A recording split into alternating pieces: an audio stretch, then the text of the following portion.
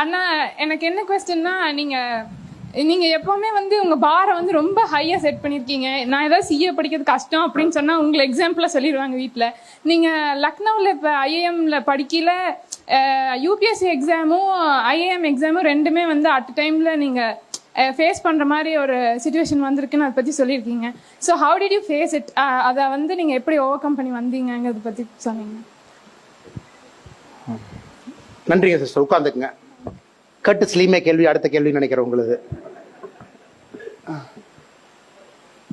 இப்போ நீங்கள் எல்லாருமே கிட்டத்தட்ட அதே பாத்தில் தான் இருக்கீங்க. ஐ திங்க் நம்ம எல்லாம் அதே பாதையில் வந்திருக்கோம். உங்களுக்கு முன்னாடி ஒரு 2 ஸ்டாப் முன்னாடி என் பஸ் போயிட்டு இருக்கு, நீங்கள் பின்னாடி ஒரு 2 ஸ்டாப் பின்னாடி இருக்கீங்க. டெசிஷன் மேக்கிங் இதில் எத்தனை பேர் வந்து உண்மையாலுமே சிஏ ஆகணும்னு இங்கே இருக்கீங்க எனக்கு தெரியல. எத்தனை பேர் அப்பா சொல்லியிருக்காங்க சிஏ ஆகணும் தெரியல. இட்ஸ் அ சாய்ஸ், தவறு கிடையாது. உங்கள் பர்சனல் சாய்ஸாக இருக்கலாம், ஃபேமிலி சாய்ஸாக இருக்கலாம். இப்போ நீங்கள் இது எல்லாத்தையும் பேலன்ஸ் பண்ணுறீங்க. Should I do this, should I do that, அல்ல should I do both of this அப்படின்னு. என்னை பொறுத்தவரைங்க டெசிஷன் மேக்கிங்கை முடிஞ்ச வரைக்கும் சிம்பிளிஃபை பண்ணிட்டீங்கன்னா பாதி பிரச்சனையிலேருந்து நம்ம தப்பிச்சிடலாம். முடிஞ்ச வரைக்கும் சிம்பிளிஃபைடு டெசிஷன் மேக்கிங் அது ரொம்ப கஷ்டம். யாரோ சொன்ன மாதிரி common sense is the least common அப்படின்னு. காமன் சென்ஸ் தான் உலகத்தில் ரொம்ப குறைவாக இருக்குங்க, அதனால தான் இவ்வளோ பிரச்சனைகள். இப்போ எனக்கு உதாரணத்துக்கு நான் எம்பிஏ படித்தேன். ஆனால் எம்பிஏ படிக்கணும்னு தான் நான் லக்னோ போனோம் தவிர ஐஏஎஸ் ஆஃபீஸர் ஆகணும்னு நான் போகலைங்க. லக்னோ போய் அவர் எம்பிஏ முடிச்சுட்டு வரலாம் அப்படின்னா ஒரு கம்பெனி ஆரம்பிக்கலாங்கிற ஐடியாவில் தான் போனேன். லக்னோங்கிறத நீ மாத்துச்சு. இந்த மாதிரி உலகம் இருக்கு, மக்கள் கஷ்டப்படுறாங்க, இந்த மாதிரிலாம் இருக்கு அப்படிங்கும் பொழுது முதல் வருஷம் முடியும் பொழுது அது சிவில் சர்வீஸ் அப்படின்னு மனசு மாறி கார்பரேட் போகக்கூடாது, நம்ம வாழ்க்கையை வந்து அர்ப்பணிக்கணும் அப்படின்னு இந்த பக்கம் வந்து. அப்போ எனக்கு பார்த்தீங்கன்னா நான் 2 விஷயத்தையும் செய்ய வேண்டிய கட்டாயம் எனக்கு. ஏன்னா ஒரு டிகிரிக்காக அங்கே போயிருக்கேன், அதையும் முடிக்கணும். பரீட்சை எழுதி ப்ரிலிம்ஸ் கிளியர் பண்ணிட்டேன், மெயின்ஸும் 2வது வருஷத்தில் வருது, அதையும் பாஸ் பண்ணணும். அப்போ நீங்கள் உங்களுடைய வாழ்க்கையை அந்த கோலுக்கு தகுந்த மாதிரி மாற்ற ஆரம்பிக்கணும்.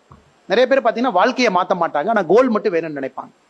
தூக்கத்தை குறைக்கணும், ஸ்டடி ஹவர் அதிகப்படுத்தணும், உங்களுடைய எக்ஸ்டர்னல் பிளஷரை குறைக்கணும்.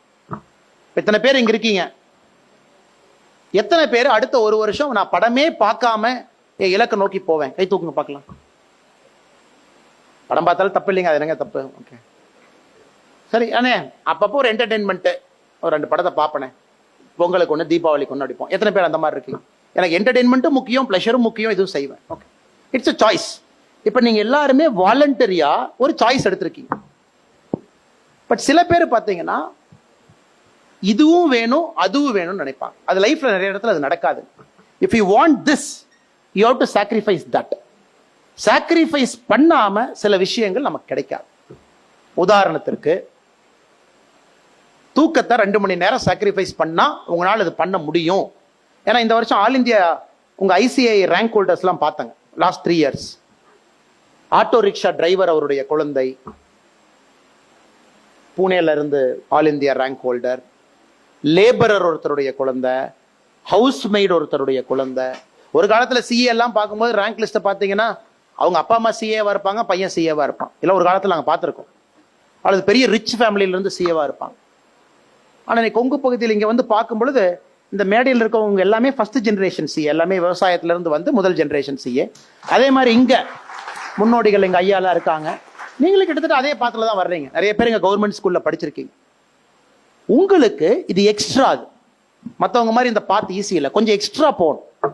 எக்ஸ்ட்ரா போகும்பொழுது நீங்கள் எக்ஸ்ட்ரா சாக்ரிஃபைஸ் பண்ணித்தான் ஆகும். இது நீங்கள் எப்பவுமே மனசில் வச்சுக்கணும். ஏன்னா அந்த சோஷியல் ஸ்ட்ரக்சர் சில பேர்த்த டிஸ்அட்வான்டேஜா வச்சிருக்கு. நான் வந்து இல்லப்பா, நான் வந்து ஒரு கவர்மெண்ட் ஸ்கூல்ல படித்தேன்.